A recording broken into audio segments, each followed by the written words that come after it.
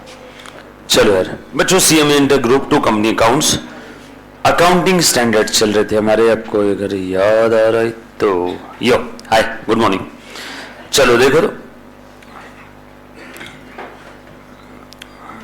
Last lecture में कौन सा हमने लास्ट में रिलेटेड पार्टी डिस्क्लोजर देखा था ना। सेगमेंट रिपोर्टिंग का हमने क्वेश्चन सॉल्व किए थे और रिलेटेड पार्टी डिस्क्लोजर का हमने थ्योरी देख लिया था पूरा, राइट। आ जाओ नाउ रिलेटेड पार्टी डिस्क्लोजर के हम लोग देखेंगे क्वेश्चंस। सभी के पास मॉड्यूल है? मॉड्यूल लाने बोला था ना? हाँ ओके, आ जा पुनः ध्यान दे।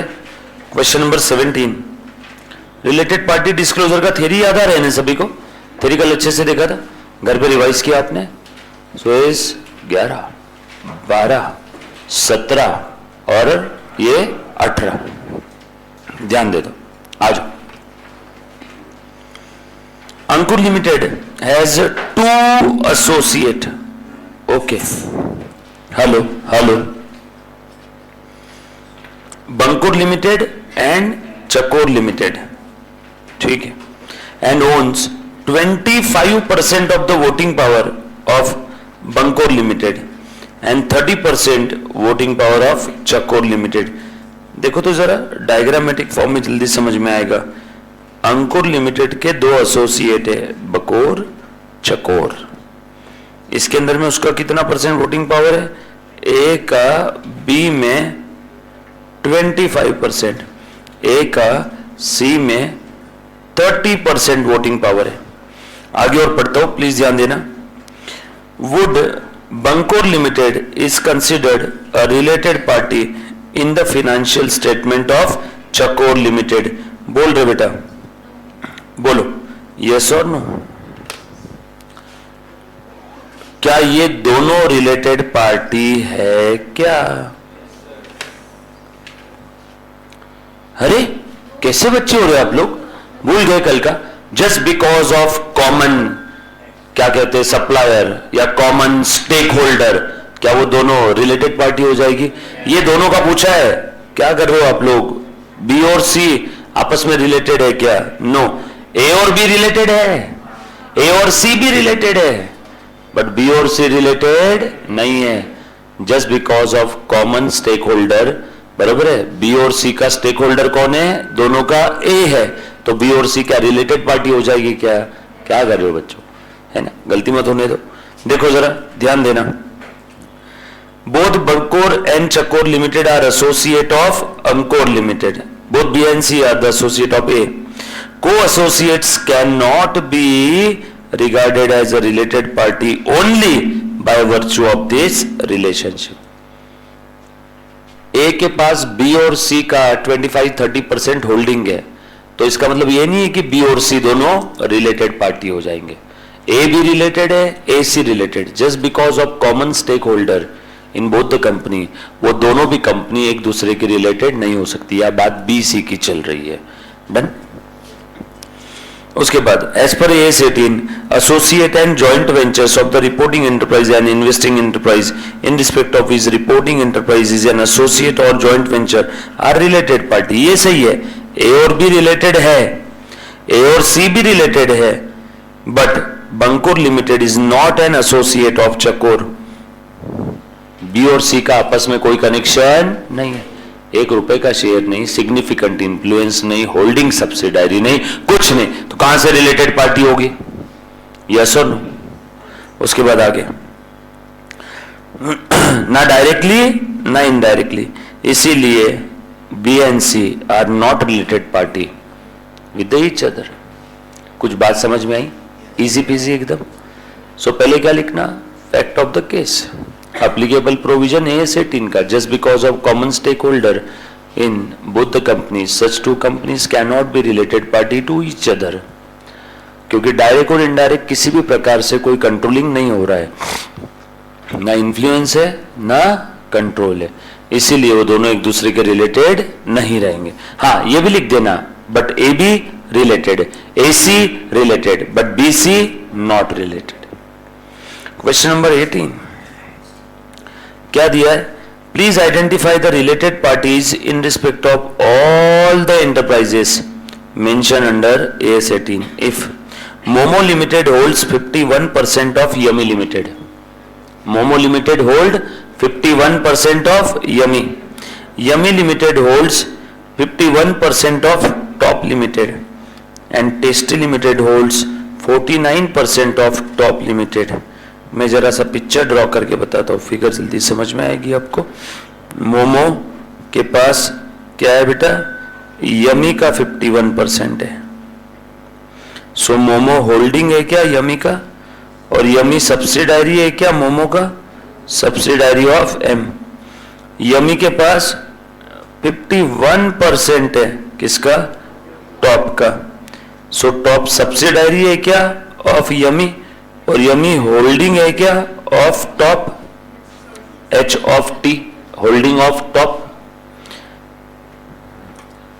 ए का सब्सिडायरी बी, बी का subsidiary C, that means C will be the subsidiary of A. इतना कंपनी लॉ में सभी ने पढ़ा है।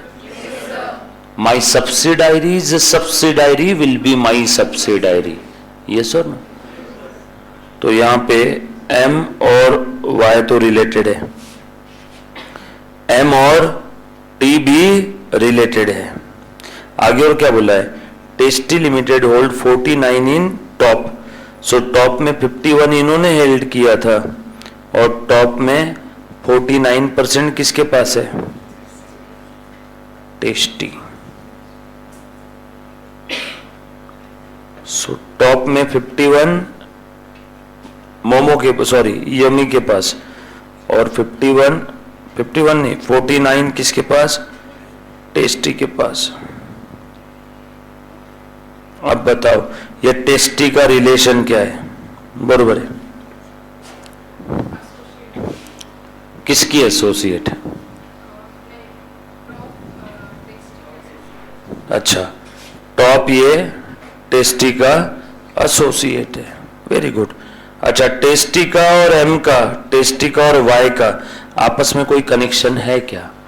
No, just because of common shareholders, yes और नो? इनका आपस में कोई कनेक्शन नहीं रहेगा। अगर वैसा देखा जाए तो मुन्ना प्लीज ध्यान देना, टाटा कंपनी का एक शेयर मेरे पास भी है, टाटा कंपनी का एक शेयर मुकेश अंबानी के पास भी है, तो हम दोनों क्या रिलेटेड पार्टी हो गए क्या? कॉमन स्टेक होल्डर के कारण कोई रिलेटेड पार्टी नहीं हो जाता। सो यहाँ पे टेस्टी का, मोमो का और टेस्टी का वाई का कोई कनेक्शन नहीं है। अब मैं सारे रिलेशंस लिख देता हूं। मोमो और वाई रिलेटेड पार्टी, वाई और टी रिलेटेड पार्टी, मोमो और टी भी रिलेटेड पार्टी, टेस्टी और टॉप भी रिलेटेड पार्टी। टेस्टी, ये टी मतलब टॉप, टेस्टी और टॉप भी रिलेटेड पार्टी है, बट एम वाई और टेस्टी इनका आपस में कोई कनेक्शन नहीं है।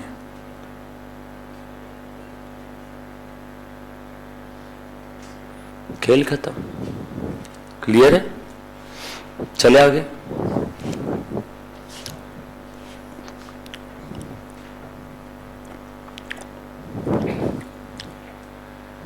चलो नेक्स्ट क्वेश्चन, ये लिख लिया सभी ने?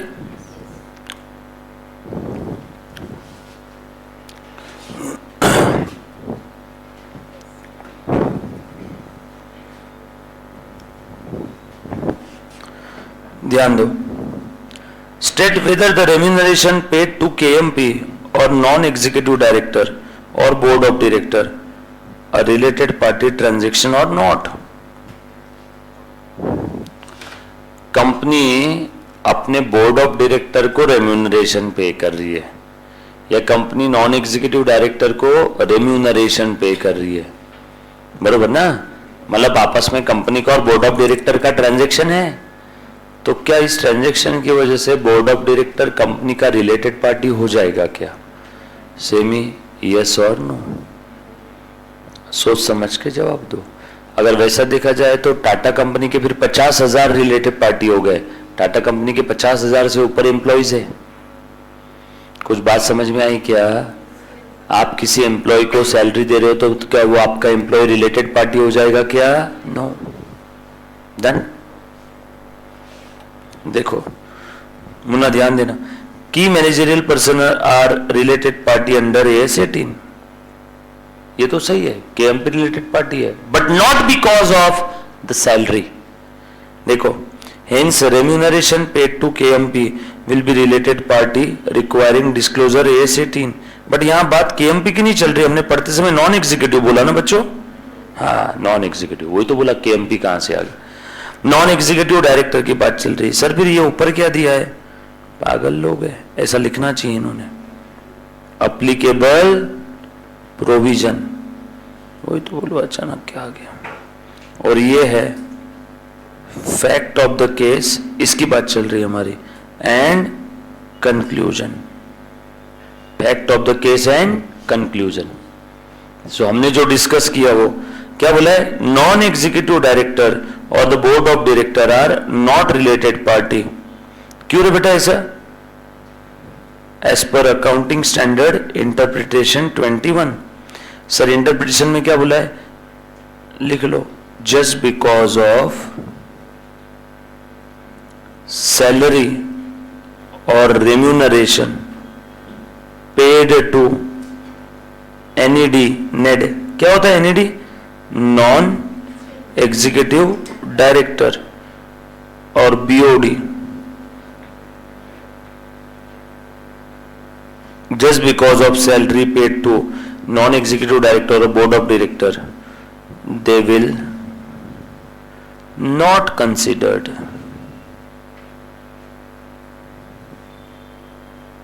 as related party।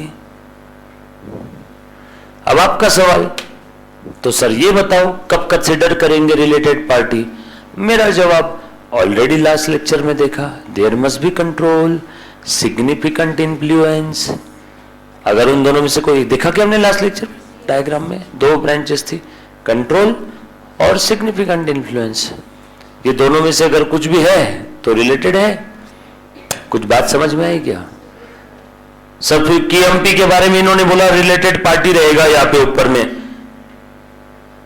KMP तो डायरेक्टर ही है, वो रिलेटेड पार्टी क्यों रहेगा? अरे भैया KMP क्या करता है देखो ना, KMP का सिग्निफिकेंट इन्फ्लुएंस है कि नहीं है? सर कैसे जरा बताओ तो। KMP कंपनी की स्ट्रैटेजी बनाता कि नहीं बनाता? बोलो ना। KMP कंपनी की स्ट्रैटेजी बनाने में योगदान करता है ना, मतलब KMP का सिग्निफिकेंट इन्फ्लुएंस है, यस और नो? और यहां पे बात किसकी चल रही है? नॉन एग्जीक्यूटिव डायरेक्टर या एम्प्लॉय ले लो। नॉन एग्जीक्यूटिव डायरेक्टर कंपनी को सिग्निफिकेंटली इन्फ्लुएंस कर सकता है क्या?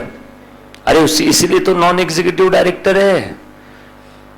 या कंपनी का कोई एम्प्लॉय कंपनी की पॉलिसीज को सिग्निफिकेंटली इन्फ्लुएंस कर सकता है क्या? नो। बट KMP कर सकता है। KMP का काम ही तो वही है कि मैनेजरियल पर्सन, पॉलिसीज बनाना, स्ट्रैटेजीज बनाना। क्या होती है बेटा स्ट्रैटेजी? कोई है ऐसा बच्चा जो मुझे बोल सकता है स्ट्रैटेजी क्या होती है? बोल बेटा स्ट्रैटेजी।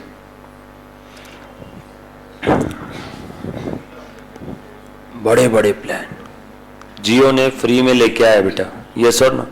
स्ट्रैटेजी थी। छोटे मोटे प्लान 1-2 दिन के लिए कुछ है, जैसे कि नहीं गणपति के समय ये एक ऑफर है 2 दिन की, ये प्लान्स है।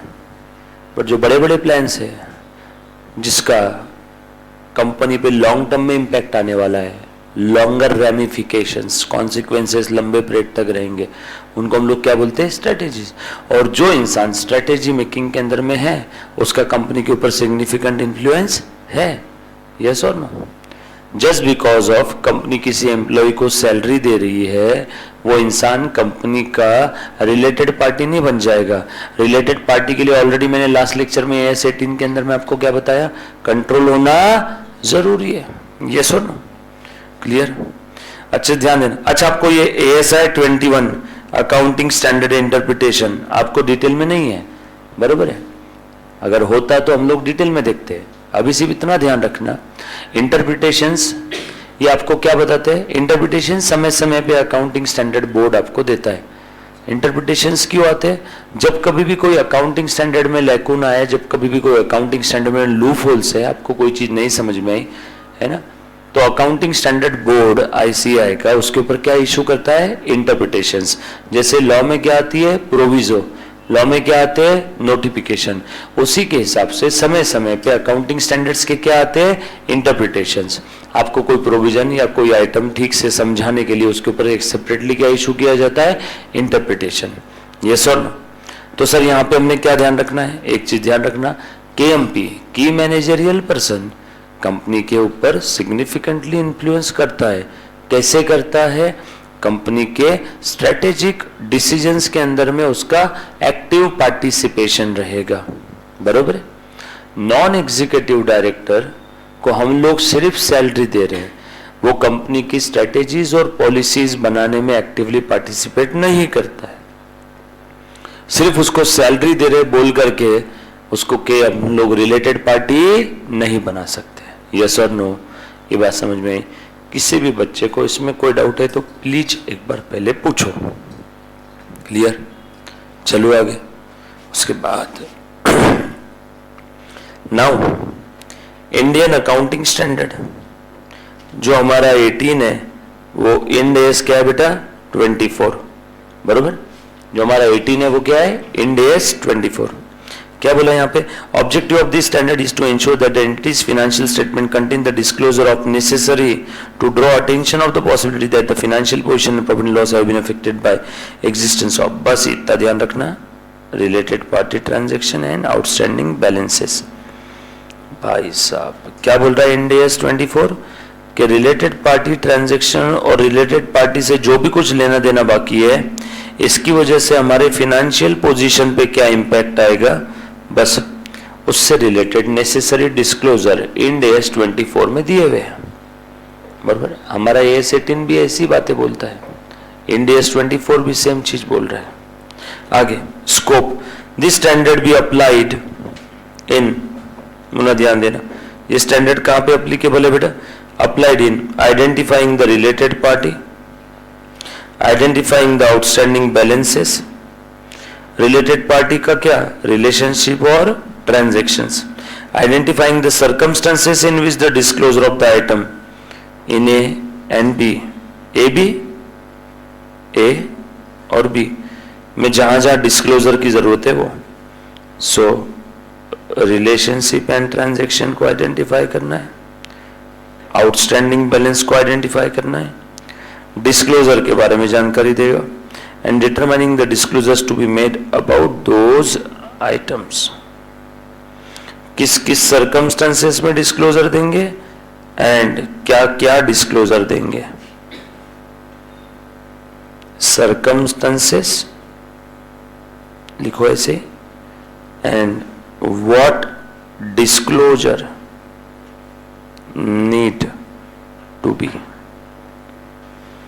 और यहां पे आउटस्टैंडिंग बैलेंसेस कैसे आइडेंटिफाई करना, और यहां पे रिलेशनशिप और ट्रांजैक्शंस कैसे आइडेंटिफाई करना। स्कोप, दायरा, कानून के हाथ बहुत लंबे हैं, इंड एस 24 के हाथ ये 4 आइटम तक ही है। सो इंड एस 24 आपको गाइड कर रहा है। इंड एस के ऊपर आपको प्रैक्टिकल क्वेश्चन जनरली नहीं आएंगे क्योंकि इंड एस काफी डीप में है, आपको उसके बारे में सिर्फ इंट्रोडक्टरी आइडिया है। बराबर? क्वेश्चन इस सब्जेक्ट के अंदर में जो भी दिया है, सो एक बार अच्छे से सुनना। इंड एस 24, अच्छा इंड एस और काफी हद तक हमारे एस सेम है, हाँ ज्यादा फर्क नहीं है, जहां कहीं भी फर्क रहेगा मैं अलग से बता दूंगा। इंड एस 24 क्या कर रहा है बेटा? इंड एस 24 आप लोगों को गाइड कर रहा है regarding how to disclose relationship, how to disclose transaction with related party, how to disclose outstanding balances with the related party, और उसका इंपैक्ट क्या रहेगा फाइनेंशियल पोजीशंस पे, इसके बारे में सारा डिस्क्लोजर कैसे देना है, कब देना है, ये कौन बता रहा है? Ind AS 24। कुछ जनरल बातें यहाँ पे इन्होंने लिख करके दी है, मार्क करके रख लेना है। सो आइडेंटिफाई करना है रिलेशनशिप और ट्रांजैक्शन है क्या? ये कलर कैसे चेंज हो रहा है रे? हाँ, ये related party relationship and transaction, outstanding balances, circumstances and क्या डिस्क्लोजर देना है, किस सर्कमस्टेंसेस में क्या डिस्क्लोजर। ये याद है सभी को? चारों भी पॉइंट पक्का? ये बार बार इसलिए बता रहा हूं क्योंकि एग्जाम के अंदर में आपको ये सवाल पूछा जाएगा, नीचे में से कौन सा पॉइंट स्कोप के अंदर में आता है, कौन सा पॉइंट स्कोप में नहीं आएगा। बराबर, आ जाओ। दिस स्टैंडर्ड रिक्वायर्स डिस्क्लोजर, छोड़ दो इसको, कोई दिक्कत वाली बात नहीं है। Done done done done done done done done done done done done done. आ जाओ, purpose of related party disclosure, जो बता रहा हूं उतना ही करना है। हाँ, अगर फिर भी किसी के अंदर खुजली है कि नहीं सर हम एक्स्ट्रा करेंगे, तो आपको एक बुक का नाम बताता हूं जिसपे हर इंडेस 100-150 पेज का है, 1500 पेज का बुक है। मार्केट में जाके आप इंडेस का पट्टाभीराम का बुक लेके, पट्टाभीराम नहीं सॉरी, ग्रेवाल का बुक लेके आ सकते हो। बरोबर है, 1500 पेज का है इंडेस का, अगर डिटेल में पढ़ना है। इंस्टीट्यूट नहीं चाहती है कि आप इतना डिटेल में पढ़ो, इसलिए थोड़ी थोड़ी थोड़ी थोड़ी थोड़ी थोड़ी आइडिया दे दी है। राइट, आ जाओ। और उससे भी ज्यादा आपके पास गूगल भी है ना, बट गूगल के ऊपर आप पढ़ोगे तो सोर्स रिलायबल नहीं है।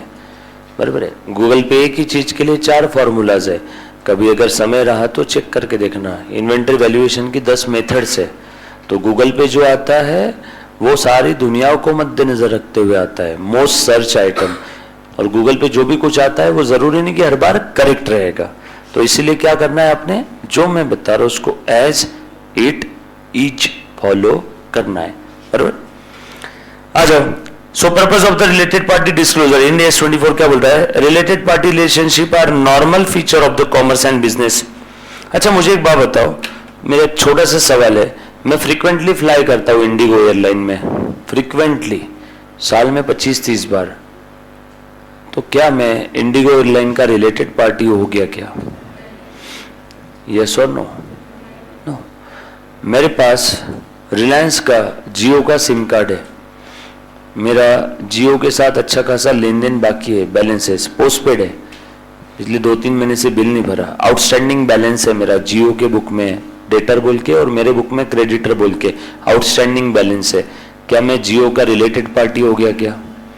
नो, क्योंकि रिलेटेड पार्टी के लिए आप बार बार ये शब्दों की तरफ ध्यान दे रहे हो, आउटस्टैंडिंग बैलेंस ये वो, बट हमने क्या पढ़ा था, रिलेटेड पार्टी के लिए क्या जरूरी है? कंट्रोल और एब्लिक एंड सिग्निफिकेंट इन्फ्लुएंस। जब तक ये नहीं आता तब तक रिलेटेड पार्टी नहीं है, सो कोई भी चपेटे में पड़ना नहीं है। जब भी पूछा जाएगा रिलेटेड पार्टी तो ये देखना है, कंट्रोल एंड सिग्निफिकेंट इन्फ्लुएंस, उसके अलावा और कुछ नहीं दिखना है बेटा। सो आप सभी लोग जानते हो रिलेटेड पार्टी रिलेशनशिप कॉमर्स के अंदर बहुत नॉर्मल फीचर है, छोड़ दो, हम लोगों को ये नहीं पढ़ना है। Entities frequently carry on the part of their activities through subsidies, joint venture, associate. दस एंटिटी हैज एबिलिटी, यो ये काम की चीज है, subsidies, joint venture and associate. इसीलिए एंटिटी क्या करती है, इन तीनों को इंपैक्ट और इनकी पॉलिसीज को अफेक्ट कर सकती है। कॉमन सेंस अप्लाई करो ना। मैं मेरे सब्सिडी से काम करवा के ले रहा हूँ, मैं मेरे जॉइंट वेंचर से कुछ काम करवा के ले रहा हूँ, मैं मेरे एसोसिएट से कुछ काम करवा के ले रहा हूँ, लेकिन आप काम करवा के कब ले सकते हो? जब आप उसको इन्फ्लुएंस कर सकते हो, या आप उससे काम करवा के ले रहे हो मतलब आप उसको अफेक्ट कर सकते हो, मतलब आपका उसके ऊपर सिग्निफिकेंट इन्फ्लुएंस है, मतलब वो आपकी क्या है, रिलेटेड पार्टी। इसीलिए तो इन्होंने पहले बता दिया, joint venture, associate, subsidy, holding subsidiary, ये सब क्या है, रिलेटेड पार्टी। मेरी कोई सब्सिडरी मेरे रिलेटेड, मेरा जॉइंट वेंचर मेरा रिलेटेड, मेरा एसोसिएट मेरा रिलेटेड। यस और नो? क्यों? क्योंकि आप कहीं ना कहीं इसके ऊपर अफेक्ट करते हो। सर सेम चीज है AS 18 में, हाँ, इसलिए जहां जहां सेम है मैं आपको बोलते जा रहा हूं कि सेम चीज AS 18 में भी है। वहां पे हमने चार्ट में पढ़ा, यहाँ पे थ्योरी सेंटेंसेस में दिया। उसके बाद Thus entity has ability to affect, इसीलिए वो रिलेटेड पार्टी में रहेगा। और रिलेटेड पार्टी में तो डिस्क्लोजर देना पड़ेगा क्या? Yes. They may enter into transactions that unrelated parties would not. एक और इंपॉर्टेंट चीज है, ये काम की चीज है इंड AS 24 की। एक और खास बात क्या है मालूम है क्या इनकी, जो इस के अंदर में देखने मिली? आप रिलेटेड पार्टी के साथ कुछ ऐसे ट्रांजैक्शन में इन्वॉल्व होते हो, ऐसे ट्रांजैक्शन में इन्वॉल्व होते हो, ऐसे ट्रांजैक्शन में इन्वॉल्व होते हो जो आप अनरिलेटेड पार्टी के साथ नहीं कर सकते। तो आप लोगों को इसका भी डिस्क्लोजर देना है। मुझे बात बताओ, जैसा आप आपके रिलेटिव्स के साथ रहते हो वैसा किसी राह चलते इंसान के साथ रह सकते हो क्या? नो। वही तो यहाँ पे बोला है, आप रिलेटेड पार्टी के साथ ऐसे ट्रांजैक्शन में इन्वॉल्व होते हो, ऐसे ट्रांजैक्शन में इन्वॉल्व होते हो जो आप अनरिलेटेड के साथ इन्वॉल्व नहीं हो सकते। तो आपने उन सारे आइटम का भी डिस्क्लोजर देना है।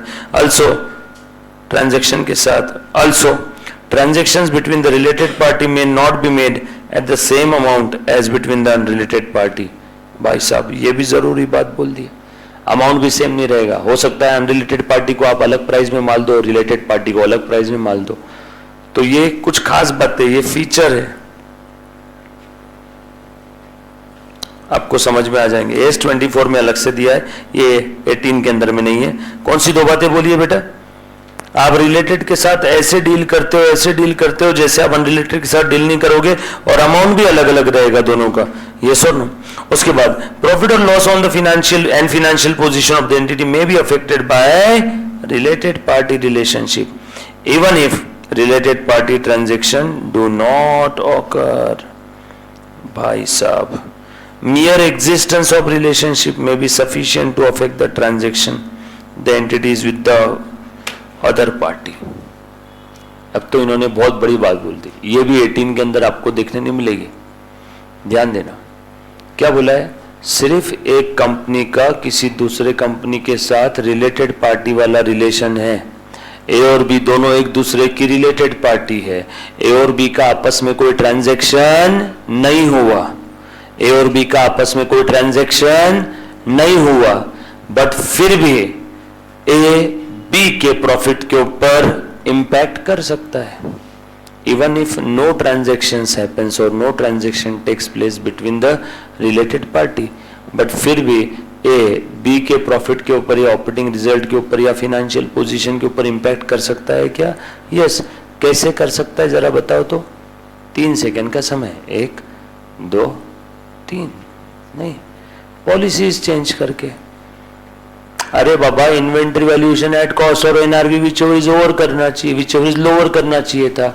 ए बी रिलेटेड पार्टी है, रिलेटेड पार्टी सिग्निफिकेंटली इन्फ्लुएंस करती है, सिग्निफिकेंटली इन्फ्लुएंस करती है। क्या किया उन्होंने? भैया बोला कि एक काम करो, तुम्हारा इन्वेंट्री का वैल्यूएशन एट कॉस्ट कर लो, लोअर मत करो, या एट हायर कर लो, ये सुनो, या फिर डिप्रिसिएशन के लिए एसएलएम यूज कर लो, या डिप्रिसिएशन के लिए एलडब्ल्यूडीवी यूज कर लो। सिग्निफिकेंट इन्फ्लुएंस है मतलब कर सकते ना। ये कोई ट्रांजैक्शन हुआ दोनों के बीच में? ट्रांजैक्शन नहीं हुआ, फिर भी एक रिलेटेड पार्टी ने दूसरी रिलेटेड पार्टी के ऑपरेटिंग रिजल्ट को चेंज किया क्या? यस और नो? तो वही तो यहाँ पे लिखा हुआ है। ये एक अलग बात है, अच्छी बात है। S24 में, इंड S24 में आपको देखने मिलेगी। डन। सो हर बार जरूरी नहीं है कि रिलेटेड पार्टी का आपस में ट्रांजैक्शन होना ही चाहिए तभी आपके फाइनेंशियल पोजीशन और ऑपरेटिंग रिजल्ट पे इंपैक्ट होगा। कभी कभी बगैर ट्रांजैक्शन के भी हो जाता है। ये सुन, लिख करके रख लेना। Due to change in policies, policies change करवा दी रिलेटेड पार्टी ने, तभी तो बोला जाएगा ना सिग्निफिकेंट इन्फ्लुएंस है। ये सुन, रिलेटेड पार्टी का सिग्निफिकेंट इन्फ्लुएंस होता है ना। उसके बाद for this reason knowledge of an entity's transaction outstanding balances including commitments and relationship with the related party may affect the assessment of its operation. बस इसी कारण से आप लोगों ने क्या करना है बेटा, उससे रिलेटेड डिस्क्लोजर देना है। एक कोई और एग्जांपल दे सकते हैं क्या? विदाउट ट्रांजैक्शन क्या रिलेटेड पार्टी सिग्निफिकेंटली इन्फ्लुएंस कर सकती है क्या on the operating result and financial position of reporting entity? चलो मैं ये बता देता हूं। आउटस्टैंडिंग बैलेंसेस का दिख रहा है क्या? ए और बी आपस में रिलेटेड है, बी से लेना है, बी डेटर है, कितना लेना है? 10 करोड़।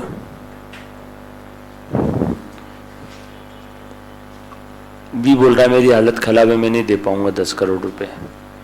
रिलेटेड पार्टी है। बी बोल रहा है आगे जाके फ्यूचर में अपन लोग अमलगमेशन कर लेंगे, तब तक के 10 करोड़ का बैलेंस रहने दो। कोई ट्रांजैक्शन है नहीं दोनों के बीच में, बट ये ऐसा लग रहा है कि अभी पैसे नहीं आएंगे। Provision for bad debt, related party के साथ कोई ट्रांजैक्शन हुआ? नो। चुपी हमने प्रोविजन क्रिएट कर लिया, कितने की? 5 करोड़ की। क्या प्रॉफिट पे इंपैक्ट हुआ क्या? यस। क्या बैलेंस शीट के एसेट पे भी इंपैक्ट हुआ? यस। डेटर कम हो गए ना आरडीडी के कारण। कुछ बात समझ में आ रही क्या रही है? क्या पता क्या समझ रहा है आपको? ध्यान दो अच्छे से, पॉजिटिव वे में ध्यान दो, ठीक है। चलो नेक्स्ट, डेफिनेशन देखने की जरूरत नहीं, आप लोगों को पता है, ये वापस नहीं बताऊंगा, डायरेक्टली आ जाओ। इंड एस 24 और 18 डिस्टिंग्विश बिटवीन पे इंपॉर्टेंट है, प्लीज ध्यान देना। आ जाओ, जो चीजें रिपीट है वो वापस नहीं बता रहा हूं, हाँ, कुछ छोड़ा नहीं। इंड एस 24 और 18 का डिस्टिंग्विश बिटवीन, ये थोड़ा सा समझने लायक है, प्लीज अच्छे से ध्यान दें। बट बहुत ईजी है, आप खुद से भी पढ़ लोगे तो आपको आ जाएगा समझ में, लेकिन जब खुद से ही पढ़ना था तो सर हमने क्लास क्यों लगाया? Okay, parties are related. 18 पहले पढ़ूंगा मैं, क्या बोल रहा है 18 में?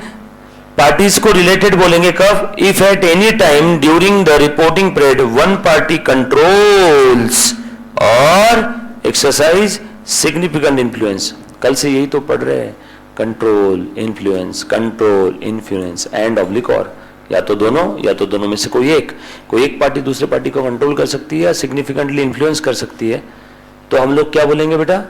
वो दोनों आपस में रिलेटेड पार्टी है ना।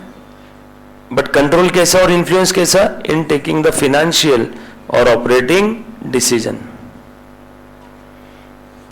चलो देखते, एक सवाल पूछते। कंपनी की पॉलिसीज डिसाइड होती है बोर्ड मीटिंग में। बोर्ड मीटिंग के अंदर में जब पॉलिसी डिसाइड होती है, वो ना प्लीज ध्यान देना, तो क्या होता है?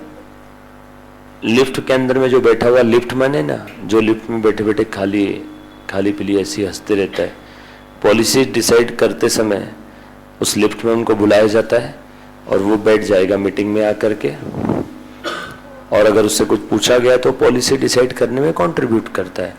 बोलो, क्या वो लिफ्टमैन कंपनी का रिलेटेड पार्टी है क्या एज पर AS 18? यस और नो? ध्यान दो, तुम अगर हंसोगे तो गलत ही जवाब दोगे, है ना। रिलेटेड पार्टी है। लेक्चर में प्लीज ध्यान दो, कभी कभार बच्चे कुछ और ही करते लेक्चर में। आजा ध्यान देना बेटा। सो रिलेटेड पार्टी रहेगा कैसे? सारे पॉलिसी में कितनी देर से कल से चिल्ला रहा हूं, चिल्ला की हालत खराब हो गई है। सिग्निफिकेंट इन्फ्लुएंस और कंट्रोल। सिग्निफिकेंट इन्फ्लुएंस मतलब क्या है? डिसीजन मेकिंग में पार्टिसिपेट कर रहा है। और अभी 2 मिनट पहले मैंने बोला, देखो डिसीजन का 2 मिनट पहले भी ध्यान नहीं है। आप तीनों को कुछ मतलब अलग अलग बिठाओ कि एक साथ बिठाओ चलेगा? हाँ बोलो, ठीक है सर एक साथ बिठाओ, अब हम नहीं हंसेंगे, ठीक है। आ जाओ, सुमना प्लीज ध्यान देना। यस, वो जो लिफ्टमैन रहेगा ना, वो लिफ्टमैन क्या रहेगा बेटा? कंपनी का रिलेटेड पार्टी में आ जाएगा, बिकॉज वो KMP है। KMP यानी कौन रहता है? की मैनेजरियल पर्सन। क्या करता है? पॉलिसीज मेकिंग और डिसीजन मेकिंग के अंदर में क्या कर रहा है? कंट्रीब्यूट कर रहा है, राइट। तो उसी को हम लोग क्या बोलेंगे बेटा? Related party. KMP is related party, decision making में रोल है उसका, सिग्निफिकेंटली इन्फ्लुएंस कर रहा है कंपनी के डिसीजंस को, तो यस वो रहेगा। सो ये AS 18 कहता है। लेकिन इंड AS 24 क्या कह रहा है? Related party in relation to the reporting enterprise is a person और entity that is related and includes, ये तो इंक्लूसिव डेफिनेशन दे दिया इसने। यहां पे इंक्लूसिव डेफिनेशन नहीं था, यहां पे बस इतना बोला था, कंट्रोल एंड सिग्निफिकेंट इन्फ्लुएंस।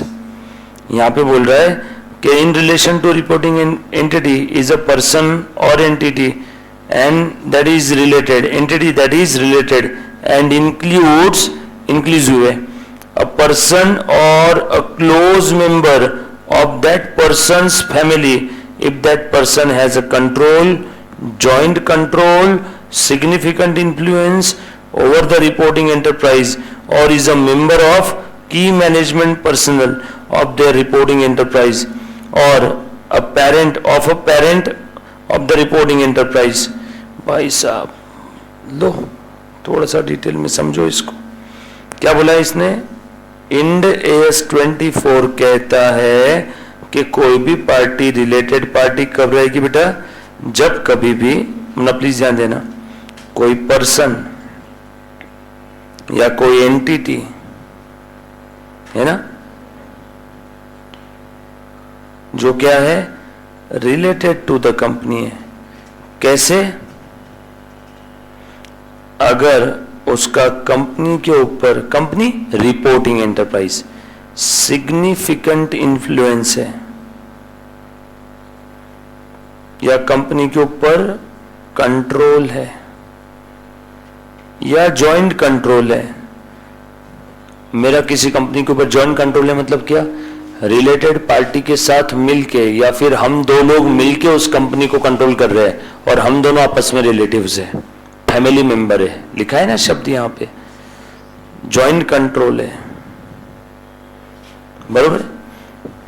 या फिर आगे और क्या दिया देखना, और the reporting enterprise member of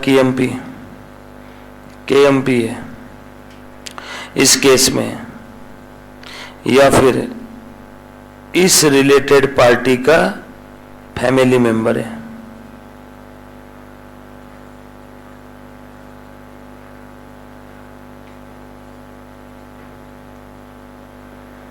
तो हम लोग उसको क्या बोल देंगे? ये जो पर्सन या एंटिटी है, बरोबर है, ये रिलेटेड कब बोली जाएगी?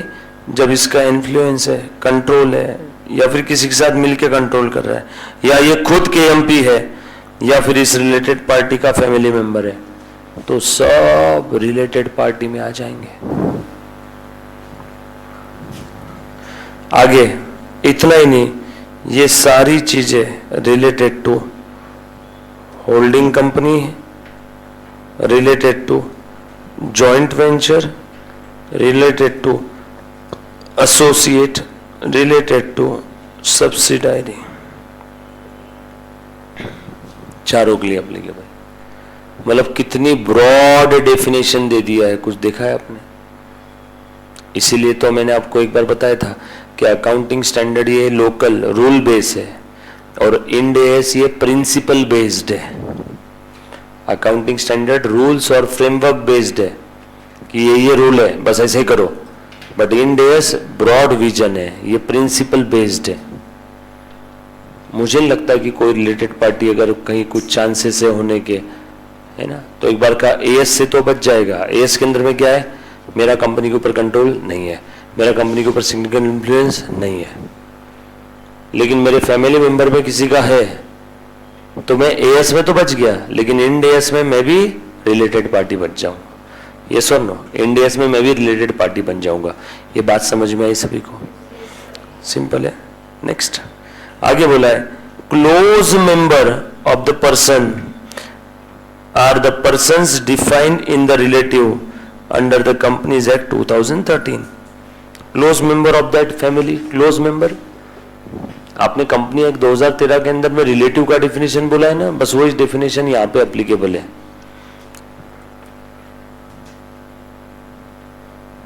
उसके बाद and that persons domestic partner, अगर कोई बिजनेस के अंदर में, ये रिलेटेड पार्टी का एक बिजनेस है, इस बिजनेस के अंदर में कोई एक दूसरा पर्सन पार्टनर है, ये दूसरा पर्सन इसका फैमिली मेंबर नहीं है लेकिन रिलेटेड पार्टी के बिजनेस का पार्टनर है, ये पर्सन भी आ जाएगा रिलेटेड पार्टी में। सर रिलेटेड पार्टी में आ जाएगा मतलब इस पर्सन ने भी अगर उस कंपनी के साथ कोई ट्रांजैक्शन किया तो वो रिलेटेड पार्टी ट्रांजैक्शन में डिस्क्लोज करना पड़ेगा। क्यों? क्योंकि कंपनी की एग्जिस्टिंग जो रिलेटेड पार्टी है उस रिलेटेड पार्टी के बिजनेस का ये पार्टनर है, मतलब ये भी रिलेटेड पार्टी है, ऐसा इंड AS 24 बोल रहा है। कुछ बात समझ में आई क्या?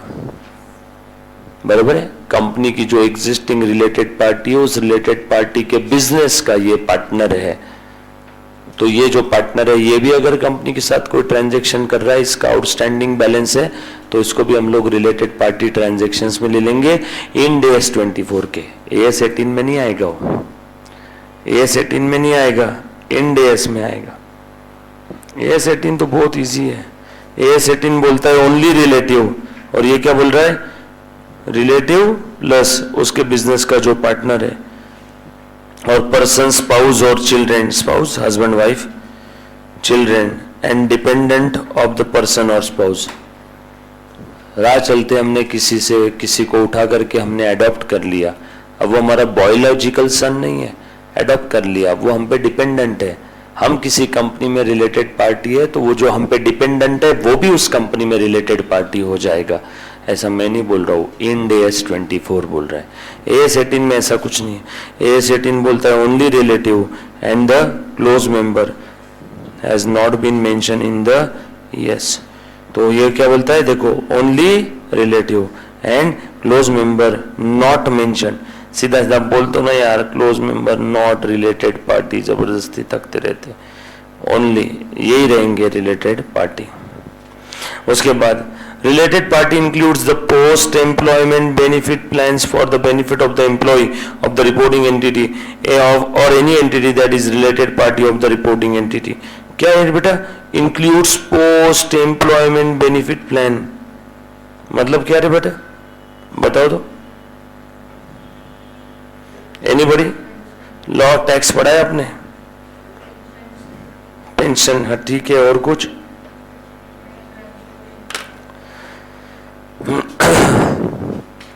बोलो। ओके, नहीं ये तो आपने सही बोला, पोस्ट एम्प्लॉयमेंट बेनिफिट प्लान के अंदर में आप पेंशन ग्रेचुइटी बोल रहे हैं, वो ठीक है। मेरा बोलना है यहाँ पे रिलेटेड पार्टी के साथ कैसे अटैच कर दिया उसको, मुझे इसका जवाब चाहिए। आपने जो बोला वो सही है, पोस्ट एम्प्लॉयमेंट बेनिफिट प्लान के अंदर में क्या आ जाएगा, ग्रेचुइटी आ जाएगा, पेंशन बेनिफिट्स वगैरह हम लोग जो दे रहे हैं ना, वो सब चीज आ जाएगी post employment benefit plan. But उसको यहाँ पे क्या बोला है, related party includes post employment benefit plan for the benefit of the employee. यहाँ पे एक काम करो, एक वर्ड ऐड करो, इनका तो नहीं डाला ही नहीं है, रिलेटेड पार्टी ट्रांजेक्शंस इंक्लूड्स, ऐसा लिखो, related party transactions includes post employment benefit plans for the benefit of the employee of the reporting entity or any entity that is a related party of the reporting entity। ना अच्छे से ध्यान देना, अब क्या बोलना आ रहा है इसका। जो पोस्ट एम्प्लॉयमेंट बेनिफिट प्लान है, मान लो एक कंपनी का KMP था, अच्छे से सुनना, KMP को क्या मिलती है, सैलरी। KMP को भले ही सैलरी मिलो ना मिलो, KMP कंपनी का क्या रहेगा, रिलेटेड पार्टी। क्यों, सैलरी की वजह से वो रिलेटेड पार्टी नहीं है, क्योंकि वो कंपनी के डिसीजन मेकिंग में इन्वॉल्व था, इसलिए रिलेटेड पार्टी है। सो उस KMP के साथ अगर पोस्ट एम्प्लॉयमेंट भी कोई ट्रांजेक्शन्स होते हैं तो भी वो रिलेटेड पार्टी ट्रांजेक्शन्स में आएंगे। कुछ बात समझ में आई क्या, डन। बट ऐसा कुछ ही AS 18 में था ही नहीं, इसीलिए बहुत बड़ा लूप होल है ये AS 18 का। कोई ऐसा डायरेक्टर है जो कंपनी के ऊपर सिग्निफिकेंटली इन्फ्लुएंस कर रहा है, क्या किया उसने, कंपनी की डायरेक्टरशिप छोड़ दिया, कंपनी का वो KMP नहीं रहा, बरोबर है क्या। बट फिर भी कंपनी उससे कहीं ना कहीं कंसल्टेंसी समय समय पे सजेशंस लेते रहती है और बदले में उसको रेम्यूनरेशन देती है, और वो रेम्यूनरेशन को कंपनी क्या बोल के दिखाती है बुक्स में मालूम है, पोस्ट एम्प्लॉयमेंट बेनिफिट प्लान, है ना। मतलब उसको रिलेटेड पार्टी एक्चुअल में ट्रीट करना चाहिए, बट AS 18 के ऊपर व्यू में आता ही नहीं है, तो किसने पकड़ लिया उसको, इंड AS 24। छोड़ो ना, मोरल ऑफ द स्टोरी, ये जितने भी इंड AS की बातें चल रही ना, आपको समझ में नहीं आ रहा है, आप बर्मुडा ट्रायंगल के बीच में हो और उसमें भी आपके पास सिर्फ एक छोटी सी लकड़ी दे दी है कि तैरो इससे। सर इसका मतलब ये इंड AS ब्रह्मांड का बहुत बड़ा समुंदर है, उसमें से थोड़ी सी चीजें आपको दे दी है, बस वो थोड़ी सी चीजों के भरोसे आपको मैं मनगढ़ंत कहानियां बना करके जो भी चीजें समझाने की कोशिश कर रहा हूं, क्योंकि एक एक इंड AS 150 पेज का है और आपको एक हाथ पैराग्राफ के अंदर में खत्म किया हुआ है। तो यहाँ पे जो मैं बता रहा हूं उससे अच्छे से समझो, आप भी ऐसा सोचो, ओके मास्टर बोल रहा है तो ऐसा होता होगा, बरोबर है। फिर भी अगर किसी को लगता है कि नहीं सर हमें सीएमए इंटर से भी एक कदम आगे जाके पढ़ना है, तो आपके पास गूगल बाबा है, सीएमए फाइनल का एफआर का बुक है, पीडीएफ फाइल है ना, और भी बहुत सारे मटेरियल वहां पे आप देख सकते हो। वो इंटर का पार्ट नहीं, इंटर के आगे का है। डन।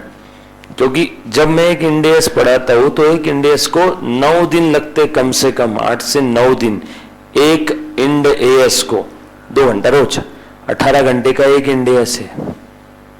बट यहाँ पे क्या एकदम ऊपर ऊपर से होले होले हल्के हल्के में दिया हुआ है, तो जितना दिया उतना ही, ज्यादा का नहीं पढ़ाऊंगा, बरोबर है। सर इंडेस पूरे डिटेल में पढ़ा दो, तो 15,000 रुपए सिर्फ इंडेस की फीस है ना, तो उसमें आपके पास ना टाइम है इतना, तब तक तो आप फाइनल में पहुंच जाओगे। ये सर नो, तो इंडेस जितना आपके मॉड्यूल में दिया है बस उतना ही, न उससे ज्यादा न उससे कम। कोई चीज नहीं समझ में आती उसके अंदर में याद रख लेना, क्योंकि हर चीज के यहाँ पे प्रैक्टिकल क्वेश्चंस अगर मैं जो एज इट इज है वो लेने जाऊं तो आपके मॉड्यूल में नहीं है ना, वो पेपर चेकर को समझ में आएंगे, प्रैक्टिकल उसको भी नहीं रहेगा ना। इंटर के पेपर चेक करने वाले को क्यों, क्या लेन देन है, जो सिलेबस में उतना ही उसको समझ में आता है, बरोबर है। आ जाओ, सो प्लीज ध्यान देना, थोड़ा सा आगे बढ़ते हैं। अच्छा, पोस्ट एम्प्लॉयमेंट बेनिफिट प्लान यहाँ पे नहीं आते, एग्जाम में एमसीक्यू ऑब्जेक्टिव आ सकता है। पोस्ट एम्प्लॉयमेंट बेनिफिट प्लान आएगी क्या एएस 18 में? No. If an entity has a transaction with the related party during the reporting period, reporting entity has to disclose the transaction value, outstanding balance, including related party commitments, with the related party including commitments. Including commitments क्या चीज है बताओ तो? Commitment क्या है? Commitment भी disclose करना पड़ेगा, बताओ तो जरा। यहां पे क्या है, अगर ट्रांजैक्शन हुआ तो क्या दिखाना है? ट्रांजैक्शन वैल्यू, अप्रोप्रिएट और appropriate proportion and outstanding balance with the related party. ये कमिटमेंट वाला पार्ट एक्स्ट्रा है। Anybody, any idea? नहीं है? चलो मैं बताता हूं। जैसे मैंने आपको पैसे उधार दिए, आप मेरे रिलेटेड पार्टी के डेफिनेशन में आते हो, यू हैव कंट्रोल और significant influence over this entity, तो आप रिलेटेड पार्टी हो। मैंने आपको ये माल उधारी में बेचा, ये 10 लाख रुपए का माल है, तो आपका आउटस्टैंडिंग बैलेंस कितना है? इंड एस 24 बोलता है आउटस्टैंडिंग बैलेंस दिखाओ, दिखा दिया। इंड एस बोलता है ट्रांजेक्शन वैल्यू दिखाओ, दिखा दिया 10 लाख, आउटस्टैंडिंग भी 10 लाख, और साथों साथ बोल कब देगी पैसे? 1 महीने बाद दोगी। तो ये है कमिटमेंट, ये भी मुझे डिस्क्लोज करना होगा। कमिटमेंट्स कि रिलेटेड पार्टी ने क्या कमिटमेंट दिया हुआ है, यस और नो। लेकिन एएस 18 ये कमिटमेंट दिखाने की बात नहीं करता है। सर कमिटमेंट दिखा के क्या कर लोगे? ताकि शेयर होल्डर्स और users of the financial statement जब स्टेटमेंट पढ़ेंगे तो कंपनी को सवाल पूछ सकते हैं कि बताओ उस रिलेटेड पार्टी ने बरोबर 1 महीने बाद 10 लाख दिए क्या? कमिटमेंट किया था ना उसने।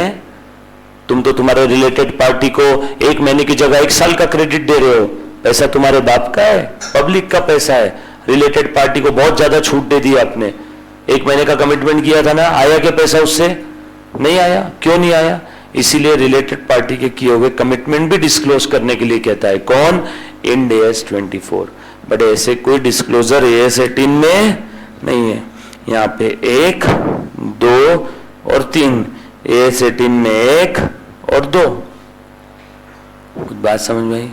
इंपॉर्टेंट डिस्टिंग्विश बिटवीन एग्जाम में एमसीक्यू में आ सकता। की managerial personal compensation is disclose in total और एग्रीगेट। की मैनेजरियल पर्सन कंपेंसेशन मतलब क्या रे? नीता अंबानी को मंथली 5 करोड़ की सैलरी जाती है फॉर एग्जाम्पल रिलायंस से, तो रिलायंस के रिपोर्ट के अंदर में नीता अंबानी रिलेटेड पार्टी में आ जाएगी क्या? यस, रिलेटेड पार्टी में आ रही है। तो इंड एएस 18 के इंड एएस 24 कहता है नीता अंबानी को कितना दे रहे हैं? नीता अंबानी केएमपी है, केएमपी है मतलब रिलेटेड है, रिलेटेड पार्टी है मतलब रिलेटेड पार्टी को क्यों दे रहे? पहले तो उसके अंदर ऐसा क्या स्किल है कि 5 करोड़ रुपए महीना दे रहे हो तुम? क्यों सिर्फ रिलेटेड पार्टी इसके लिए 5 करोड़ महीने का दे रहे हो? उसके अंदर में ऐसा क्या स्किल है कि उसको 5 करोड़ रुपए महीना दे रहे? क्यों दे रहे? उसने ऐसा क्या काम किया? कितना पैसा दे रहे? उसकी डिग्री क्वालिफिकेशंस क्या है? ये सारा डिस्क्लोजर भी आपको देना होगा। उसके साथ क्या ट्रांजैक्शन हुआ, उसके साथ क्या कॉन्ट्रैक्ट हुआ, केएमपी को सैलरी दे रहे तो कॉन्ट्रैक्ट क्या हुआ, केएमपी के साथ ट्रांजैक्शन हुआ तो फिर क्या डील थी, क्या टर्म्स एंड कंडीशन थी, ये सारी चीजें। और अगर उसको कुछ पोस्ट एम्प्लॉयमेंट बेनिफिट देने वाले हो तो कौन से बेनिफिट है, लॉन्ग टर्म बेनिफिट दे रहे हो तो लॉन्ग टर्म बेनिफिट फ्लैट दे दिया एम्प्लॉय को, लॉन्ग टर्म बेनिफिट है।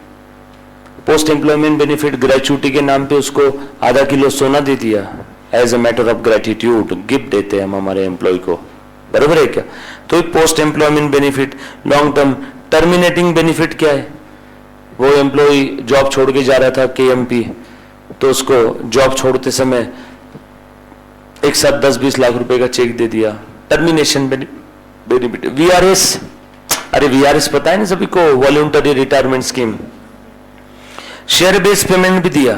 क्या होते रे शेयर बेस्ड पेमेंट, पढ़ा है क्या हमने, शेयर बेस्ड पेमेंट है क्या आपके सिलेबस में, कंपनी अकाउंट्स में? नो, शेयर बेस्ड पेमेंट नहीं था, आपको नहीं, उनको है, सी एंड को और CS को। Share based payment, share based payment ये ऐसे ट्रांजैक्शन है जहां पे कंपनी वेंडर को पेमेंट कर रही है in the form of shares, या फिर जो पेमेंट कर रही है वो पेमेंट डिपेंड है on the value of shares. तो ऐसे पेमेंट्स को हम लोग बोलते हैं share based payment in the form of shares. Company ने सामने वाले से मशीनरी ले लिया और बदले में उसको दे दिए shares, issue of share for consideration other than cash, share based payment. Company ने अपने एम्प्लॉइज को employ stock option plan issue किया, ESOP। एम्प्लॉय को बोला है कि एम्प्लॉय सुन, तू 5 साल तक इसी कंपनी में रुकता है तो 5 साल बाद कंपनी के शेयर का प्राइस जो भी हो तुझे एक शेयर 100 रुपए में दिया जाएगा, और जो भी डिफरेंस रहेगा वो कंपनी बेयर करेगी। ये है एम्प्लॉय को रोक के रखने का एक जबरदस्त स्कीम। गाजर दिखाया उसको, 5 साल बाद शेयर का प्राइस रहेगा 1000, तुझे कितने में मिलेगा, 100 में।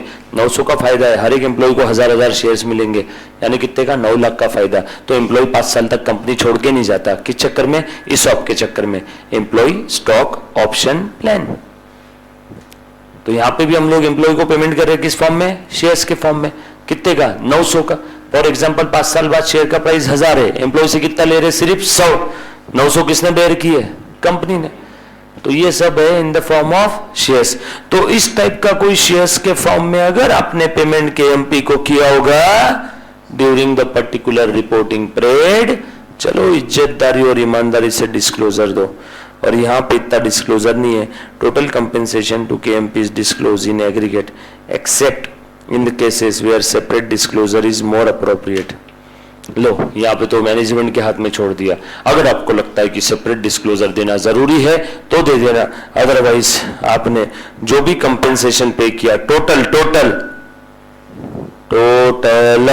डायरेक्ट टोटल दिखा दो, सेपरेट डिस्क्लोजर की जरूरत नहीं है। ऐसा कौन बोलता है, AS 18।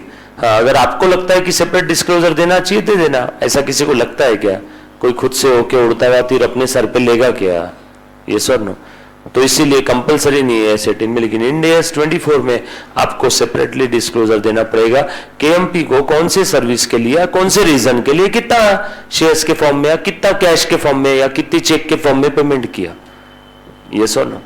तो ये कुछ डिस्टिंग्विश बिटवीन था किसका बेटा, AS 18 का और इंड AS 24 का। दैट्स इट, हो गया। ये डिस्क्लोजर वाला है, इसमें कोई आपको प्रैक्टिकल सम्स वगैरह नहीं है, किसमें, AS 18 में। आप आ जाओ बच्चा लोग, हम लोग आज बड़ा वाला स्टैंडर्ड स्टार्ट कर रहे थे ना, हमारा AS 15 बहुत बड़ा स्टैंडर्ड है बच्चों, आ जाओ।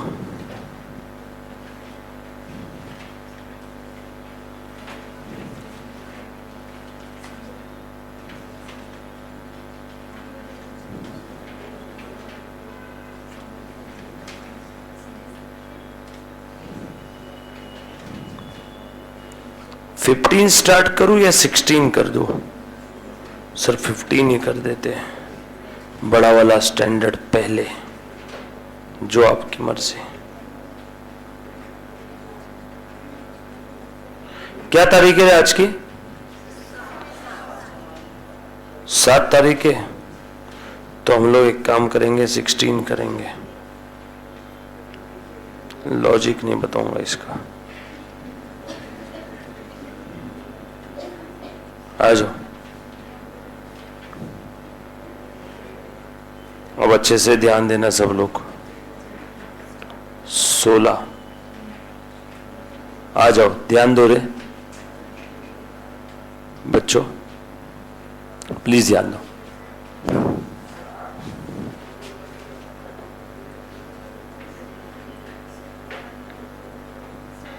हाँ, फैन क्या करना, निकाल के फेंक दो। अच्छा चालू करो, आ जाओ, थैंक यू। चलो प्लीज ध्यान देना। चलो पहले तो बोरोइंग कॉस्ट यानी क्या होता है वो बता दो मुझे, बाकी सब बाद में बात करेंगे। ले मुन्ना बता दो, बोरोइंग कॉस्ट एनीबॉडी बोलो क्या है बोरोइंग कॉस्ट? नहीं मालूम? तुम ना सबसे पहले साला इधर बैठो, आओ इधर आओ, तो तुम उधर बैठे, वहां बैठो साइड में। अरे बैठो, तो तू इधर बैठ।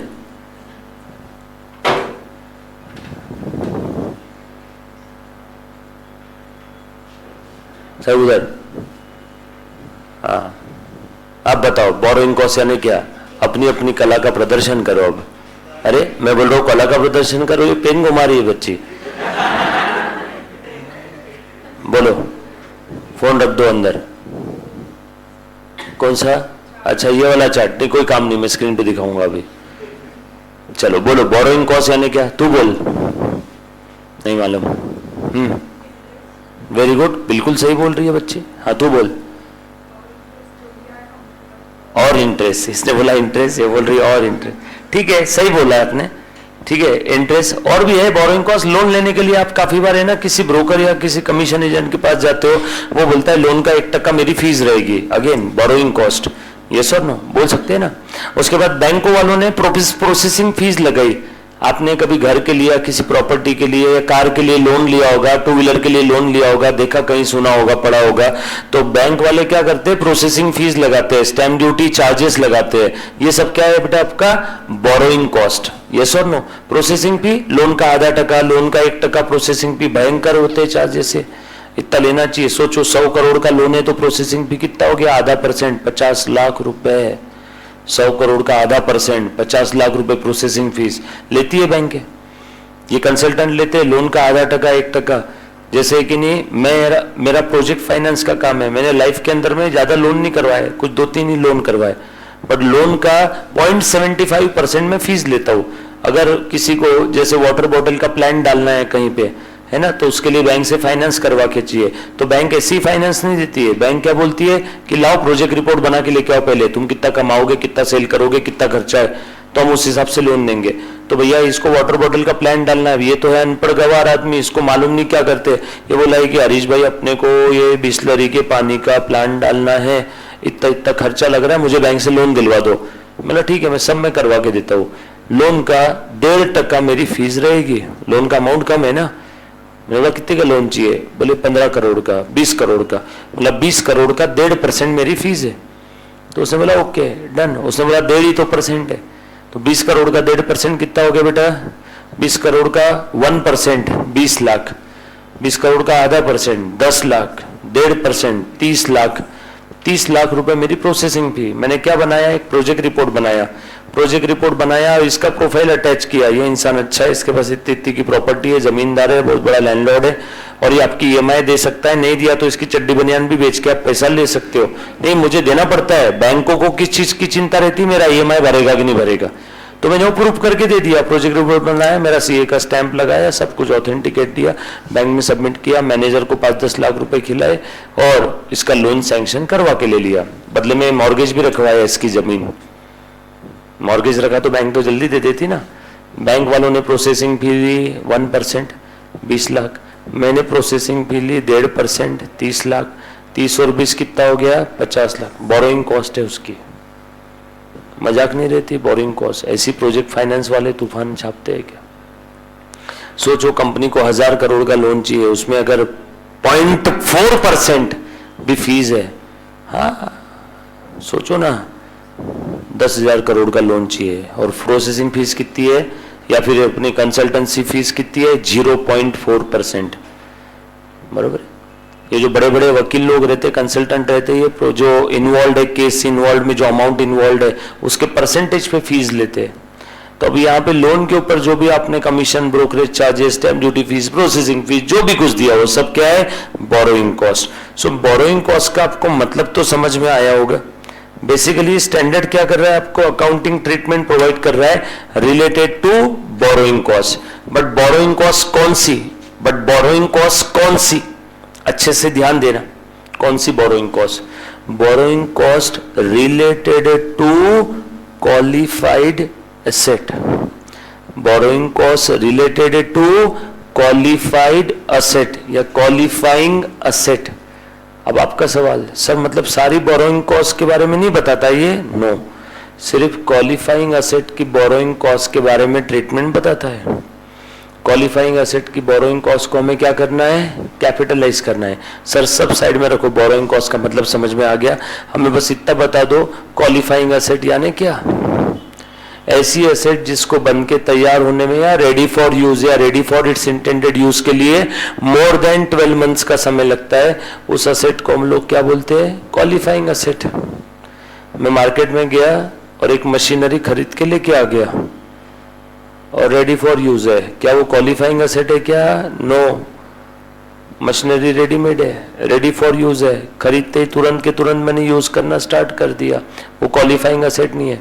क्वालिफाइंग एसेट कौन सी एसेट होती है? मुन्ना प्लीज ध्यान देना, ऐसी asset which takes substantial period of time to get ready for its intended use और sale. Substantial period of time मतलब क्या? Generally 12 months. अच्छा, ये 12 महीने से शॉर्टर या लॉन्गर भी हो सकता है, बट जनरली 12 मंथ्स। अब बताओ क्वालिफाइंग एसेट कौन सी है? Example, building construction, plant and machinery खरीद नहीं रहे, खुद कंस्ट्रक्ट कर रहे हैं, क्वालिफाइंग एसेट। लिखकर दारू स्टोर करके रखना पड़ता है ना, जब तक स्टोर करके नहीं रखते, 1 साल तक उसको सड़ाते नहीं, तब तक वो दारू पीने लायक होती नहीं। Yes sir no? अरे बाबा, नासिक से कोई है क्या यहाँ पे? नासिक से है ना एक अपना मुन्ना, नासिक से ना बेटा? तो आप नासिक से नहीं हो क्या आप? हाँ हाँ, आप हो नासिक से? अच्छा, नासिक में सुला वाइन मालूम है क्या? सुला वाइन, नीला सा, वो सुला वाइन एकदम से थोड़ी ना रेडी होती है। सुला वाइन को पहले सड़ाना पड़ता है, 1 साल तक कंटेनर ड्रम में स्टोर करके रखना पड़ता है। यस और नो? तो सुला वाइन ये भी क्वालिफाइंग एसेट है, क्योंकि उसको रेडी फॉर यूज करने के लिए स्टोरेज करके रखना है, वो जब तक वो, और वो उतना पीरियड स्टोर करके रखना ही पड़ता है, तब तक वो पीने लायक होती नहीं है। सो वाइन, लिकर जिसके लिए स्टोरेज नेसेसरी है, वो ही क्वालिफाइंग एसेट है। अब सर ये क्वालिफाइंग एसेट तो आपने बता दिया, लेकिन आप चाहते क्या हो? ये स्टैंडर्ड क्या चाहता है अभी तक समझा नहीं। अब बताता हूं, क्वालिफाइंग एसेट के लिए जो भी आपने बोरोइंग कॉस्ट इनकर किया, वो बोरोइंग कॉस्ट क्वालिफाइंग एसेट के वैल्यू में ऐड करो। गावरान भाषा में एसेट रेडी फॉर यूज होने तक के सारे खर्चे आग बंद करके कैपिटल एक्सपेंडिचर, उन सारे खर्चों में वन ऑफ द खर्चा बोरोइंग कॉस्ट। कुछ बात समझ में आई क्या? और एक बार qualifying asset ready for use हो गई तो उसके बाद की जो भी कॉस्ट है, इंटरेस्ट वगैरह, बोरोइंग कॉस्ट, वो एसेट की कॉस्ट में ऐड मत करो। फिर क्या करो? नर्क में डालो P&L के डेबिट में interest. So asset ready for use होने तक का इंटरेस्ट एसेट के वैल्यू में ऐड करना है, रेडी फॉर यूज के बाद का इंटरेस्ट नर्क में डालना है, P&L में डालना है। जैसे मैंने एक इंटरेस्ट बताया, interest is just an example of borrowing cost. थोड़ा बहुत अंदाजा आया स्टैंडर्ड चाहता क्या है आपसे? थोड़ा सा और आगे बढ़ता हूं, ध्यान दो। So prescribe the treatment for borrowing cost. Borrowing cost की ये ट्रीटमेंट बता रहे हैं, ध्यान देना। Interest and other cost incurred in connection with the borrowing of funds.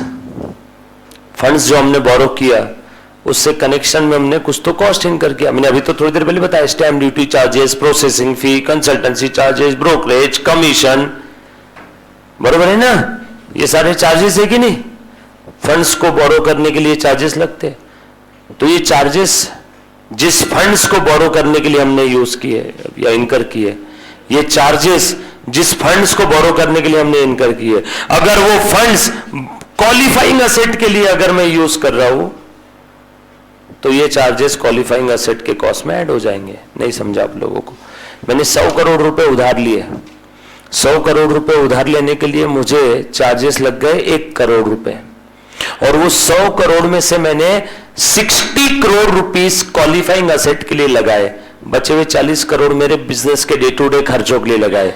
तो बताओ, 100 करोड़ का लोन है, 100 करोड़ का लोन है, बोरोइंग, इसके लिए चार्जेस कितने लग गए? 1 करोड़। और ये 100 करोड़ के लोन में से मैंने क्वालिफाइंग असेट के लिए कितना यूज किया? 60 करोड़। बचा हुआ बैलेंस 40 करोड़ अदर पर्पस के लिए। तो बताओ, ये 60 करोड़ का लोन मैंने क्वालिफाइंग असेट के लिए यूज किया, तो ये क्वालिफाइंग असेट के लिए कितने की बोरोइंग कॉस्ट यहां पे कैपिटलाइज होगी असेट के वैल्यू में? 60 लाख, बरोबर ना? पूरे लोन के लिए बोरोइंग कॉस्ट 100 करोड़ रुपए, उसमें से क्वालिफाइंग असेट के लिए कितना यूज किया? 60 करोड़, यानी 60%। तो इसका 60% यानी बोरोइंग कॉस्ट कितनी ऐड होगी? 60 लाख। क्या बोला है देखो, incurred in connection with the borrowing of funds. ऐसी कॉस्ट जो हमने फंड्स बोरो करने के लिए इनकर किया है, may be interest, may be other cost, और वो फंड्स किसके लिए यूज होने चाहिए बेटा? क्वालिफाइंग असेट के लिए। वो फंड्स अगर बाकी और कोई पर्पस के लिए यूज किया तो उसकी बोरोइंग कॉस्ट असेट की कॉस्ट में ऐड नहीं होगी। तो जितने फंड्स आप क्वालिफाइंग असेट के लिए यूज कर रहे हो, उतने ही फंड्स का प्रोपोर्शनेट बोरोइंग कॉस्ट उस क्वालिफाइंग असेट के वैल्यू में ऐड होगा। ऐसा मैं नहीं बोल रहा हूं, मेरी तरफ मत देखो गुस्से से, ये सब पीछे जिम्मेदार कौन है? A16। आ जाओ आगे, और क्या बोला है देखना जरा, कौन कौन सी बोरोइंग कॉस्ट जरा बताओ तो। ये सारी बोरोइंग कॉस्ट है, देखो, interest, commitment charges, amortisation. Commitment charges क्या है? लोन लेते समय बैंक आपसे कमिट करवा के लेती है कि हर साल की हमारी इतनी लोन मेंटेनेंस चार्जेस है, LMC, हर साल के 10-10 हजार, वो भी आपको देने होंगे। कमिटमेंट है, देना पड़ेगा। कमिटमेंट चार्जेस बैंक बहुत लूटती है बॉस, प्राइवेट बैंक के। गलती से कोई क्रेडिट कार्ड नहीं लेना, क्रेडिट कार्ड वाले इंश्योरेंस चिपका देते हैं, मंथली 1000-1200 रुपए का प्रीमियम कट होता है मंथली, और बाद में उनको बोलो कि हमें नहीं चाहिए, क्रेडिट कार्ड बंद करना है, तो बोलते 12,000 रुपए दे दो, 1 साल का इंश्योरेंस का पॉलिसी लिया हुआ है, 12,000 देना पड़ेगा। मैंने बोला पॉलिसी लेना नहीं लेना मेरे हाथ में, अब मैं पॉलिसी डिसकंटिन्यू करना चाहता हूँ।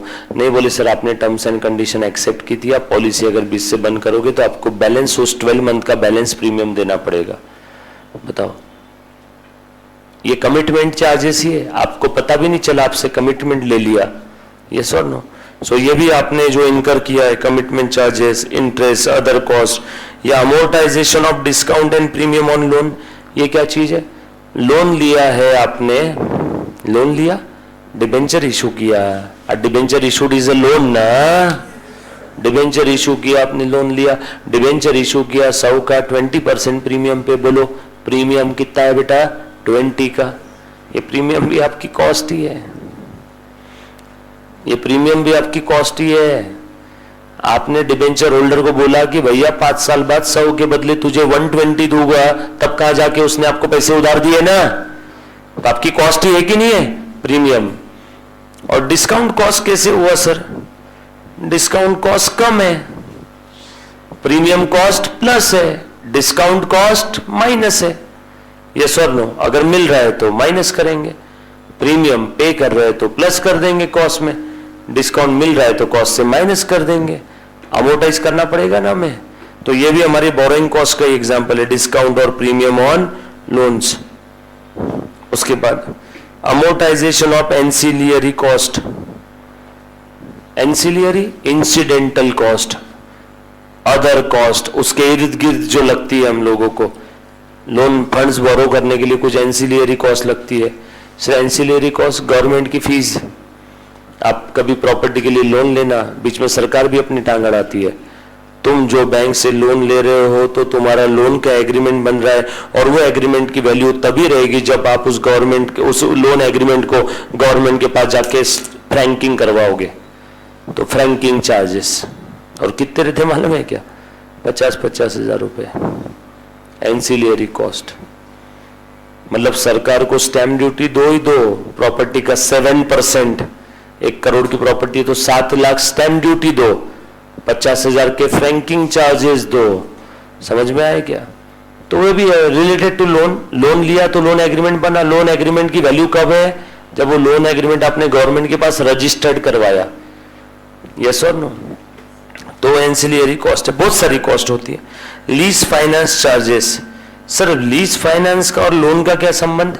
मैंने एक एग्जांपल दिया था, कंपनी के पास में एक प्लांट एंड मशीनरी है, कंपनी वो प्लांट एंड मशीनरी को किसी को बेच के उसी से वापस लीज पे ले लेती। याद है कि एक एग्जांपल दिया था? कंपनी ने क्या किया, ये कंपनी है जिसको 300 करोड़ के लोन की जरूरत है, इसके पास एक प्लांट एंड मशीनरी है, इसकी वैल्यू 500 करोड़ है, ये मस्त फिट करके रखा है यहाँ पे फैक्ट्री में। यस और नो? ये प्लांट एंड मशीनरी कंपनी ने एक पार्टी को बेच दिया, कितने में? 400 करोड़ में। कंपनी के पास कितने पैसे आ गए? 400 करोड़। कंपनी ने प्लांट एंड मशीनरी बेच दिया, और बेचने के बाद कंपनी इस पार्टी को बोल रही, हेलो सुनना, ये जो प्लांट एंड मशीनरी मैंने तेरे को बेचा है, तू मुझे साल का 5 करोड़ रुपए रेंटल से वापस रेंट पे देता है क्या? लीज पे देता है क्या? इसने बोला हाँ ले ले। मतलब सोचो, कंपनी ने इसको प्लांट एंड मशीनरी बेच दिया, इससे 400 करोड़ आ गए, कंपनी को जरूरत थी 300 करोड़ की, तो कंपनी के पास पैसे आ गए। यस, और प्लांट एंड मशीनरी जगह से हिली भी नहीं, जिसको बेचा उसी से वापस लीज पे भी ले लिया। तुम लोगों को बेवकूफ बना रहे हो। ये सेल का ट्रांजैक्शन नहीं है, ये है लीज फाइनेंस। तुमको कोई भी बैंक लोन नहीं दे रही थी, तुमको 300 करोड़ की जरूरत थी ना, तो तुमने गेम प्लान किया, तुमने प्लांट एंड मशीनरी एक पार्टी को बेची, इससे 400 करोड़ लिए, तुम्हारी जो लोन की जरूरत थी वो पूरी की, अब प्लांट एंड मशीनरी तो इसको बेच दी। उसके बाद इसी को पूछा, तू मुझे लीज पे देगी क्या प्लांट एंड मशीनरी? इसने बोला हाँ ले ले, तो मैंने लीज पे ले लिया। मतलब sale and lease back. Plant and machinery जगह से हिली क्या, एक स्क्रू तक नहीं निकला, मेरे पास 400 करोड़ आ गए, और मैं इसको मंथली रेंटल दे रहा हूं 5 करोड़। तो यहाँ पे अकाउंटिंग स्टैंडर्ड कहता है तुम धूल झोंक रहे हो यूजर्स की आंखों में, ये कोई लीज रेंट वगैरह का ट्रांजैक्शन नहीं है, तुमने 400 करोड़ का लोन लिया, 5 करोड़ की ईएमआई उसकी मंथली। समझ में आया क्या? और शेयर होल्डर्स को दिखाने के लिए तुम क्या बता रहे हो? Sale and lease back. इसीलिए इसको लीज में ना डालते हुए लोन बोरो के इसमें डाल दिया, लीज फाइनेंस। इसीलिए इसको कहां पे डाल दिया? लीज फाइनेंस में। ये कोई सेल बिल का ट्रांजैक्शन नहीं है। तुमने लोन लिया प्रॉपर्टी प्लांट एंड इक्विपमेंट गिरवी रख के, और तुम क्या कह रहे हो? Sale and lease back. समझ में आया क्या? क्लियर? सर कंपनी ऐसा क्यों करेगी? कंपनी को किसी बैंक से लोन नहीं मिल रहा था, कंपनी ने क्या किया? कंपनी ने अपनी प्रॉपर्टी सेल की ऑन पेपर, उसी से लीज पे ले लिया, प्रॉपर्टी जगह के जगह पे पैसे भी आ गए।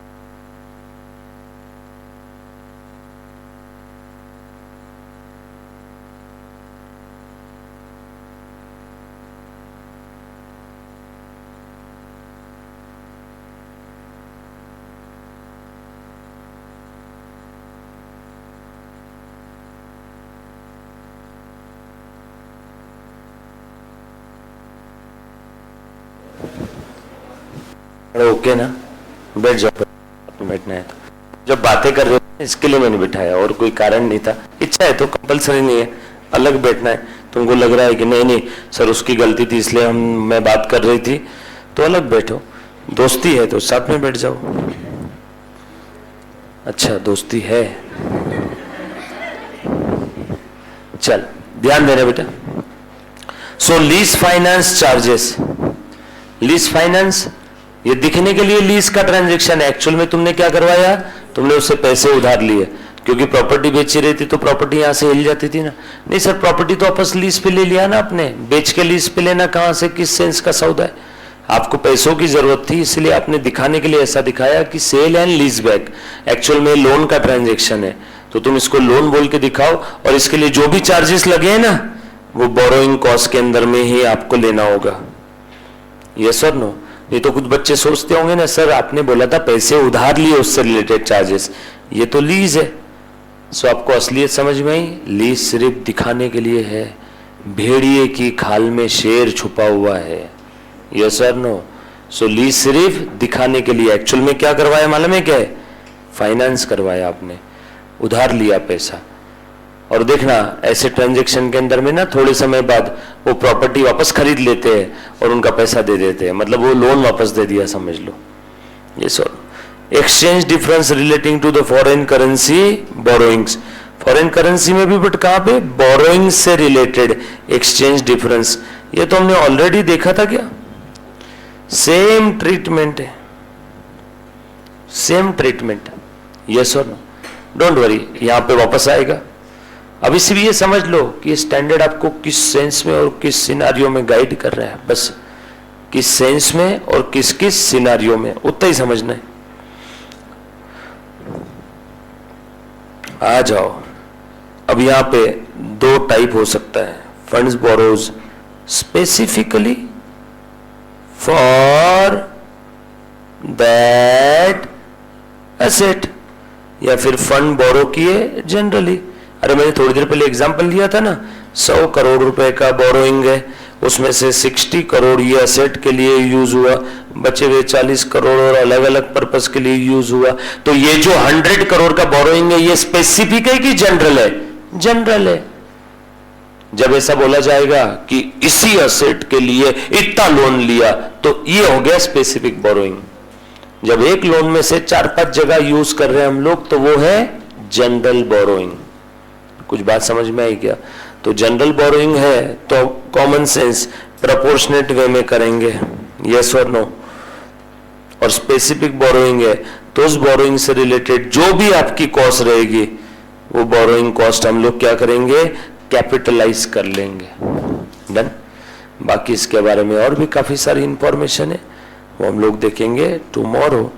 आज के दिन आपका लेक्चर जल्दी छोड़ रहा हो आप लोगों की शक्लें देख के। नौटंकी ने कुछ करो मत तुम लोग। चलो thank you very much, bye bye, love you all, take care, bye. अच्छा कल ये वाला स्टैंडर्ड हमारा खत्म करने की कोशिश करेंगे, हो गया तो बहुत अच्छा है ना। इस स्टैंडर्ड की खास बात बताते हुए, बोरोइंग कॉस्ट अगर बच्चों को समझ में आ गया तो आधे पौन घंटे में हो जाता है, नहीं समझ में आए तो आपके डाउट सॉल्व करते करते अगर कल समय लगा तो लग सकता है। तो प्लीज कल जब आओगे तो ग्रास्पिंग पावर अपनी बढ़ा के रखना। सर कैसे, ध्यान पूरा इसी पे देना, ठीक है। ये स्टैंडर्ड बहुत इजी है पर ध्यान दिया तो, जैसे बीआरएस था ना बचपन का, कुछ बच्चों के लिए बीआरएस बहुत आसान है, बच्चे ऐसे ऐसे करके खत्म कर लेते, और कुछ बच्चों को बीआरएस आज भी नहीं आता, कब ऐड करना कब लेस करना। तो सेम ही वैसा स्टैंडर्ड है, ध्यान दिया तो आधे पौन घंटे में हो जाएगा, नहीं तो 1.5 घंटा वही घिसते बैठो। चलो thank you very much, love you all, take care, bye bye bye, thank you.